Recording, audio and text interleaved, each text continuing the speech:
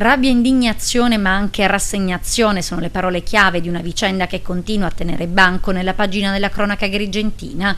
Parliamo della tanto discussa carica delle 104, inchiesta che ha portato alla luce compiacenze, flussi di denaro e certificati falsi per ottenere benefici e false invalidità.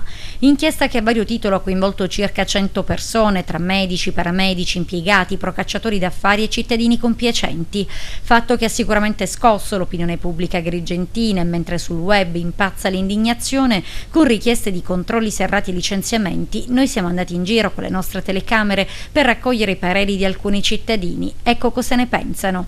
Indignati perché? Perché a volte si concede la 104 a un'infinita maggioranza di persone e quelle che realmente la meritano, quelle che sono ammalate veramente, non hanno i requisiti di raccomandazione, le scartano e le danno a quelle che hanno la raccomandazione e che hanno con la bocca aperta.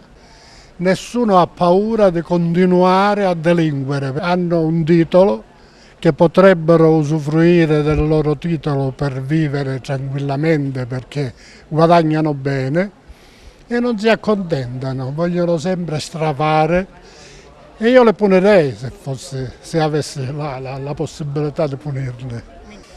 Cioè piange il giusto per il peccatore, poi succede che a chi spetta veramente la pensione di invalidità eccetera eccetera non viene data e viceversa. Cioè, da questo punto di vista li dovrebbero almeno se hanno colpa, condannarli. Io l'idea che mi sono fatta è questa, che questa secondo me è una cosa che si sgonfierà in un non nulla, perché con i nomi che ci sono non penso che hanno potuto fare qualche piccolo favore, si fa sempre, siamo in democrazia, che vadano a prendere quelli che rubano i miliardi. Ma cosa ne pensa? Il sistema è corrotto. Ma è difficile dare un pensiero personale, verrebbe da dire tante cose, però come si fa a giudicare, come si fa? Bisogna credere nelle istituzioni, in quelle che hanno operato al riguardo e vedere la verità fino in fondo.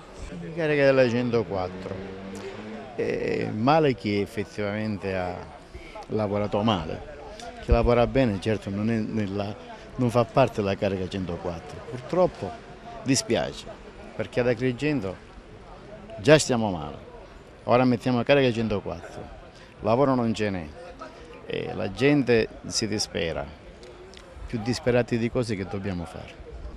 Ma, si enfatizzano le cose sempre. Per lei dunque c'è stata una sorta di spettacolarizzazione dell'evento? No, io dico, non entro nel merito perché non sta a me competere.